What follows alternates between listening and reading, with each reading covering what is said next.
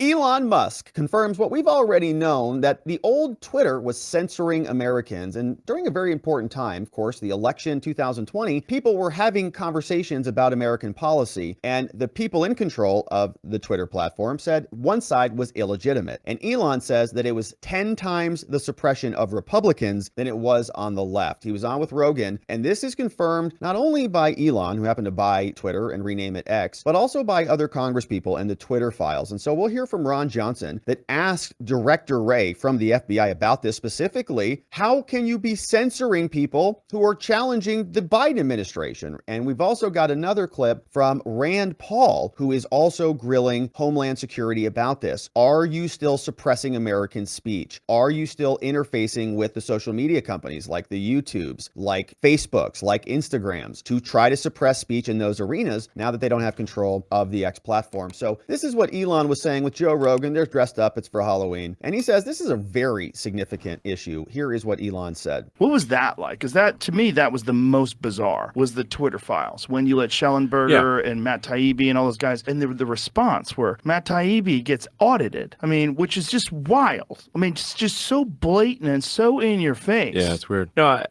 I mean, by the way, Jack didn't really know this, but the degree to which Twitter was simply an arm of the government was not well understood by the public. And it was whatever the official government, I mean, it was like Pravda, basically. Yep. You know, it's a state publication, the way to think of old Twitter. It was a state publication. Insane. And was the justification from their perspective that they are progressive liberals, they have the right intentions, it's important that they stay in power, the progressive liberals stay in government and power? Basically, oppression of any views that would even, I would say, be considered middle of the road, but certainly anything on the right. I'm not talking about like far right. I'm just talking mildly right. Anything. People like Republicans were suppressed at 10 times the rate of Democrats. Now, that's because old Twitter was fundamentally controlled by the far left. Yep. It was like completely controlled by the far left. And we experienced that here. I mean, we've seen our videos just get dumped, even on the tubes, on the Facebook platforms, on TikTok. I mean, we get shadow banned immediately from any of those platforms. And YouTube, we've been suppressed for years now. And if you just look at some of the content we talk about relative to the content that the other side talks about, the same topics, we're just on the right side of things on Trump and the indictments. But if you're on the left side, then those videos, they get promoted, they get elevated, because I have the opinion that they're still doing this stuff because the Supreme Court has allowed them to do that. There was the lawsuit, Missouri, Louisiana versus Biden, and they won on that. It's gone all the way up to the Supreme Court. The government got a temporary stay pending the outcome of the SCOTUS case so that they can continue to interface. And we've got a pretty big election coming up again, 2024. And so we don't want them to suppress us. And the analogy that I like to use on this, because I think it really crystallizes it, it would be like the government coming into your yard and ripping out your yard sign and saying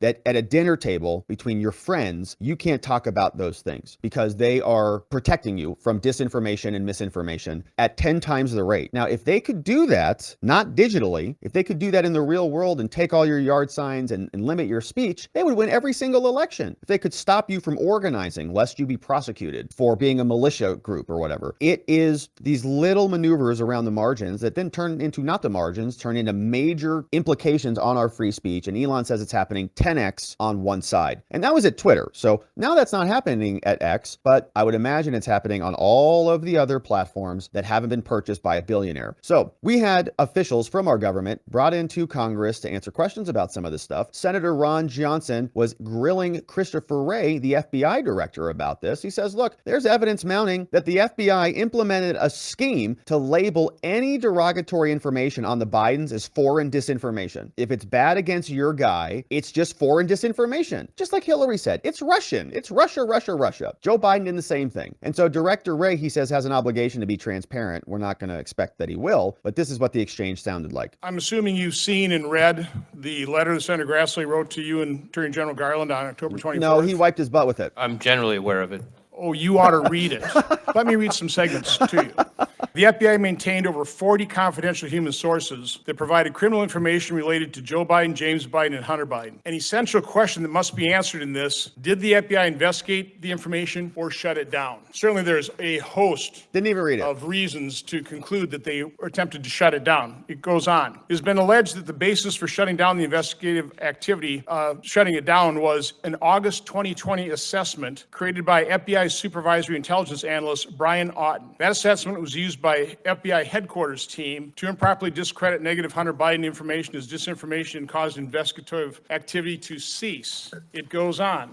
Analyst Brian Auten opened the aforementioned assessment, which was used by the Foreign Influence Task Force to seek out CHS holdings at FBI field offices across the country relating to the Biden family and falsely discredit them as foreign disinformation. My staff calls that catch and kill. And by the way, it was that same task force that gave Senator Grassley and I our unsolicited briefing that was later leaked to the media to smear me and impact my 2022 election. Yep. Senator Grassley concludes, there appears to be an effort within Take the out the Justice Department and senators. FBI to shut down investigative activity relating to the Biden family. Such decisions point to significant political bias infecting the decision-making of not only the Attorney General and FBI Director, but also line agents and prosecutors. Our republic cannot survive such a political infection, and you have an obligation to this country to clear the air. Yeah, he won't even read the letter that comes from senators, okay? So do you think he cares about what we the people have to say about anything at all? No. He takes the senators' letters, just throws them right in the dumpster with the rest of their letters. And so it is troubling indeed that he is so non-engaged, but the bigger problem, of course, is that they are censoring the bad side. And what's so gross about this is it's not only their political opponents, it's also the senators who are questioning them, right? He said, you guys released stuff to try to damage me during my re-election. So the FBI is working, not only in my opinion, against the people, we the people, but they are also working against the senators who would challenge them and their illegal and constitutional activities for censoring us and for limiting our ability to speak. So Ron Johnson's on it, and you know, the FBI's coming after him. It's just wild. It's not how it's supposed to go. But Rand Paul is also in the Senate, and he was in with Mayorkas, the Department of Homeland Security, along with Christopher Wray. And Rand Paul was going after them. He's saying, listen, we have free speech in America. You and your organizations, your entities are trying to stop that from happening because you don't like what people are saying. And we have entered a new era where now even the Supreme Court is saying that it is allowed essentially for the government to outsource their censorship to these social media companies in the run-up to the election. Until we get an order, that is still going to be allowed. So this is what Rand Paul has to say about it. Are you still doing this right now? We have a lot of important issues that this country needs to discuss. What are you doing? Secretary Mayorkas, is DHS still meeting with social media companies to discuss content moderation? We do not meet with social media companies for the purpose of instructing them to take down content. So yes, you do meet with them, though. You've never had any meetings with the social media companies to discuss content moderation? What we have done in the past, Ranking Member Paul, as I shared with you previously, is we, along with other federal agencies, have met with social media companies in a public-private partnership to speak of the threats to the homeland so that those companies are alert to them. And We if do you're not Do instruct you think a them. threat to the homeland is a discussion of vaccine efficacy? I do not, well, Ranking Member well, Paul. and I- If you'll have your staff read, and I think it'd be good for you to read also the He probably Missouri doesn't versus read. Biden case, it lists time and time again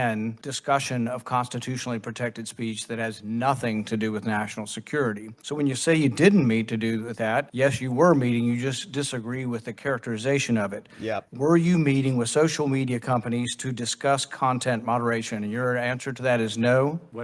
My answer is, That's as the I- specific question. Did you meet with them, and were you meeting with them to discuss content on the internet? My answer remains the same, Ranking Member Paul, that we met on a periodic basis with other So, federal yes. agencies and a group of Yes, we social did. media companies to speak with them about the threat environment that the homeland faced. Yeah. Right, from- and this from include discussion of right-wingers. vaccine efficacy, mask efficacy, Hunter Biden's laptop. Are these meetings still occurring? Ranking Member Paul, they are not. We do not participate in any such And meeting. the reason the meetings aren't occurring is because a federal judge placed an injunction on you, and the Biden administration acknowledged that they're not having the meetings. So you need at least acknowledge that the court is talking to you about this and saying what you were doing was violating the First Amendment. Director Wray, same question. you, Is the Rand. FBI still meeting with social media companies? We're having some interaction with social Yeah, media of course companies, you are. but all of those interactions have changed fundamentally in the wake of the court's ruling. Yeah, because you were violating our rights. That's sort of an acknowledgement that perhaps you weren't just talking about national security, child pornography, and human trafficking, right? You had other areas of discussion that did involve constitutionally protected speech. No, that's not an acknowledgement of Well, that. then how did you change your behavior? Yeah. Out of an abundance of caution, in order to make sure that we don't run afoul of any court ruling, I would say, by the way, of course, that the injunction has been stayed by the Supreme Court. Did anybody from the FBI ever discuss constitutionally protected speech with social media organizations? Not to my understanding. Vaccine efficacy, never discussed any post concerning vaccine efficacy. Well, certainly not, because to my understanding, as you know, that the FBI was the first and for a long time the only agency in the intelligence community to assess that The the lab COVID leak? origin was most likely from a lab leak. What does that have to So do the with- idea that we were What does that have to do engaging I with in commend you for yeah. that, but the Twitter files and other indications, as well as the Missouri versus Biden, list many cases of both DHS and FBI discussing constitutionally protected speech, vaccine efficacy, mask efficacy, people who said, my brother got the vaccine and died yesterday, and the brother actually did die, but